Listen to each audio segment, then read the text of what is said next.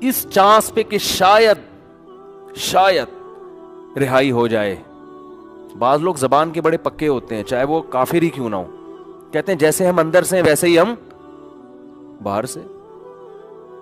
جیسے نبی صلی اللہ علیہ وسلم کے چچا ابو طالب تھے نا, موت کے وقت کلمہ نہیں پڑھا. انہوں نے کہا نہیں, اب اگر میں پڑھوں گا لوگ کہیں گے ساری زندگی جس دین پر قائم رہے موت کے ڈر سے, تو میں نہیں پڑھوں گا کلمہ. جیسا جو میں ہوں اندر سے ویسا ہی میں کیا ہوں. ان کی ایک رائے تھی کہ میں جیسا رہا ہوں ویسا ہی رہوں گا میں. ہمارے نبی کو بہت افسوس ہوا, بہت غم ہوا. اللہ نے فرمایا انک لا تہدی من احببتا, اے محمد صلی اللہ علیہ وسلم جس سے آپ کو محبت ہے, ہدایت کا اختیار آپ کے ہاتھ میں نہیں ہے. یہ نہیں کہ آپ کو جس سے محبت ہے آپ اس کو ہدایت بھی دے دیں, یہ نہیں ہو سکتا. ہدایت تو جو چاہے گا اسے ملے گی, اور یہ اللہ کے ہاتھ میں ہے.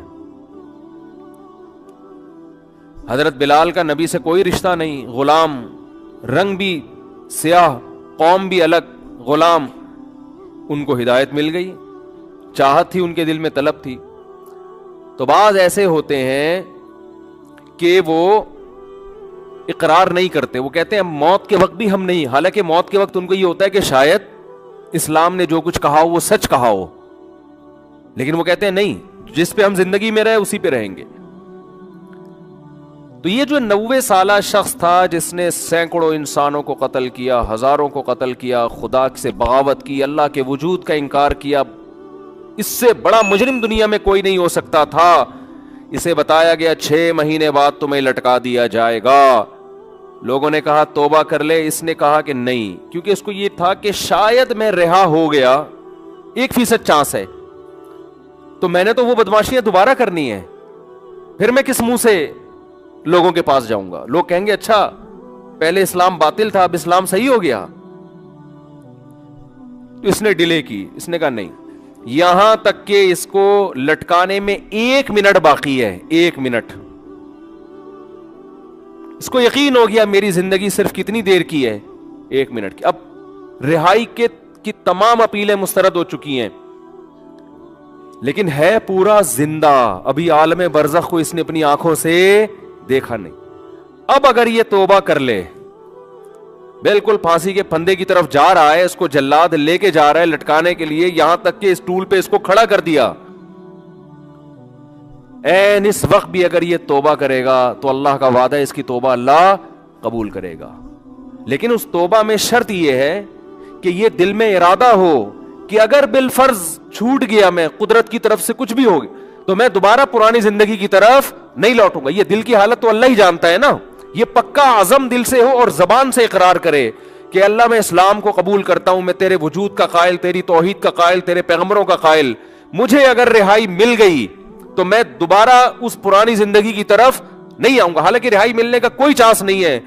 قرآن سے, صحیح احادیث سے, متواتر احادیث سے اہل سنت والجماعت کا عقیدہ ہے کہ اس وقت 1 سیکنڈ کی توبہ اللہ اس کے تمام گناہوں کی دیوار کو گرا ڈالے گی. وجہ کیا ہے؟ اس نے ابھی تک آخرت دیکھی نہیں ہے. اللہ اس کو بخشنے کا بہانہ کیا تلاش کرے گا؟ ہو سکتا ہے فرشتے اعتراض کریں, اللہ اب تو موت کا یقین ہے اس کو, اس کی توبہ کس بات کی؟ اللہ کہیں گے موت کا تو یقین ہے, لیکن فرشتے اور آخرت اس نے اپنی آنکھوں سے غیب پر ایمان ہے, اور غیب پر ایمان اللہ قبول کرتا ہے. بہت سے لوگ اس کنڈیشن میں بھی توبہ نہیں کرتے, بلکہ زیادہ تر تو نہیں کرتے. بہت مشکل ہے بھائی بات سمجھانا, کیسے سمجھائیں؟ کیا زیادہ تر لوگ اس کنڈیشن میں توبہ کرتے ہیں؟ بولو. نہیں کرتے. جاؤ ہسپتالوں میں کینسر کے مریضوں کو جا کے دیکھ لو, جیسے تھے ویسے کے ویسے ہی ہیں. غیر مسلموں کو دیکھ لو, بسترے مرگ پہ تڑپ رہے ہوتے ہیں. جو بت پرست تھا وہ بت پرستی میں ہی مرتا ہے, پھر بھی نہیں کرتا توبہ. تو یہ بھی بہت 1% خوش قسمت لوگ ہوتے ہیں جو عین اس وقت میں توبہ کر لیں, ورنہ توبہ ہوتی نہیں ہے.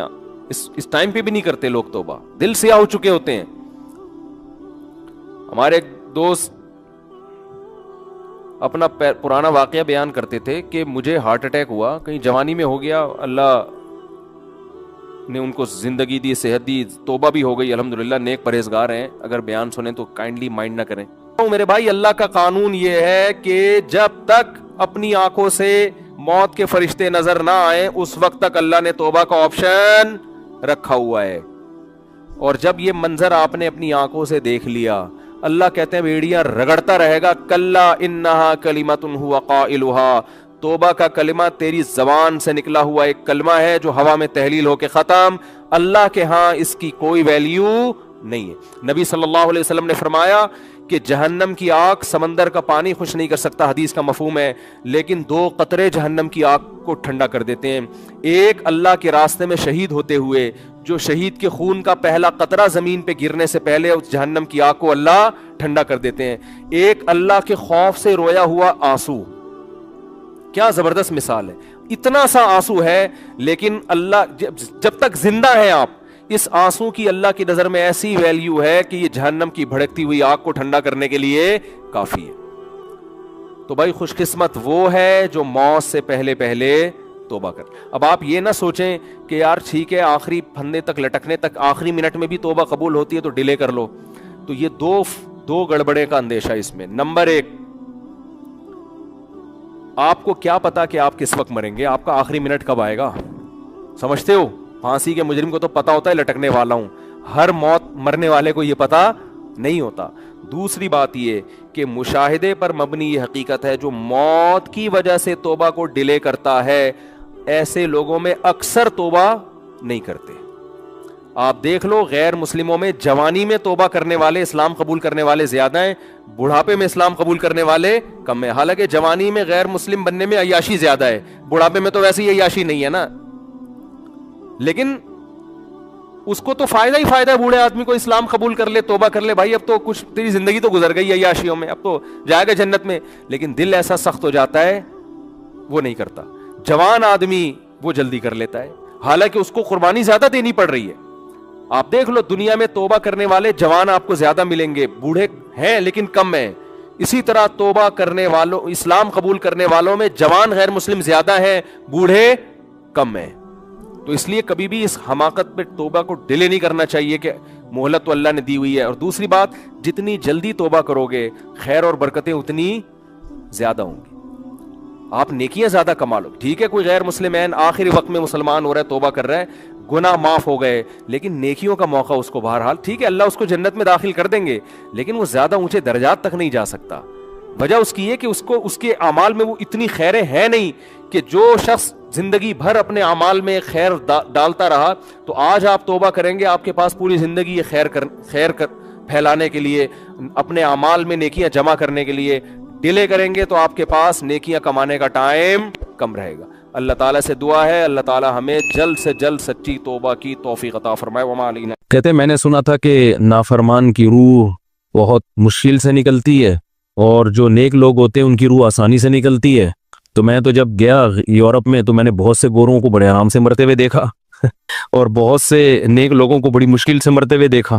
تو یہ کیا ہے؟ تو کہہ رہے مجھے تو اسلام کے بارے میں اشکالات شروع ہو گئے. میں نے کہا آپ نے جن سے یہ تقریر سنی ہے نا کہ نیک لوگ کی روح آرام سے نکلتی ہے, بروں کی مشکل سے نکلتی ہے, انہوں نے آدھی بات بتائی ہے, پوری نہیں بتائی. میں نے کہا یہ تو صحابہ کے دور میں نے کہا اگر آپ حدیثیں پڑھ لیتے ایک آیت سے کبھی تھوڑی مسئلہ حل ہوتا ہے. آپ کسی کی ایک بات لے رہے ہیں, دوسرے موقع پہ جو اس نے تشریح کی ہے وہ آپ نہیں لے رہے. میں نے کہا معاذ اللہ, اگر کسی کی کوئی موت کی کسی کو بہت تکلیف ہو رہی ہے, یہ اس معاذ اللہ اس کے برے ہونے کی علامت ہے, تو یہ تو پھر کفر ہے. احادیث میں آتا ہے کہ آپ صلی اللہ علیہ وسلم کو موت کی تکلیف دوسروں سے زیادہ ہوئی ہے. آپ صلی اللہ علیہ وسلم فرمایا اوعکو کما یوعکو رجلان منکم, مجھے بخار میں اتنی تکلیف ہوتی ہے جتنی تم میں سے 2 آدمیوں کو ہوتی ہے. آپ پر جب بیماری آتی تھی نا آپ کو تکلیف دوسروں سے زیادہ ہوتی تھی. اور امی عائشہ رضی اللہ تعالی عنہا فرماتی ہیں کہ نبی صلی اللہ علیہ وسلم کا سر مبارک میری گود میں تھا جب آپ کی روح نکلی ہے, اور آپ کی جو میں نے موت کی تکلیف دیکھی ہے, جس شدت میں آپ جس تکلیف میں تھے, اس کے بعد مجھے کسی کی موت کی جو آسانی سے کوئی دنیا سے گیا ہو نا, اس کے مرنے پر مجھے کبھی رشک نہیں آیا. رشک کا کیا مطلب کہ بھئی یہ اتنی آسانی سے چلا گیا تو اس کا مطلب یہ زیادہ اچھا تھا, اور معاذ اللہ آپ صلی اللہ علیہ وسلم کے اعمال کم تھے, تو یہ تو ممکن نہیں ہے نا. کہتے ہیں مجھے کبھی کسی پہ رش نہیں آیا کہ آرام سے مر گیا تو بہت نیک ہوگا. ٹھیک ہے نا. بہت مشکل ہے سمجھانا۔ امی عائشہ فرماتی ہیں کہ یعنی امی عائشہ کی حدیث کا مفہوم بیان کر رہا ہوں کہ نبی صلی اللہ علیہ وسلم کی موت کے وقت جو تکلیف کی حالت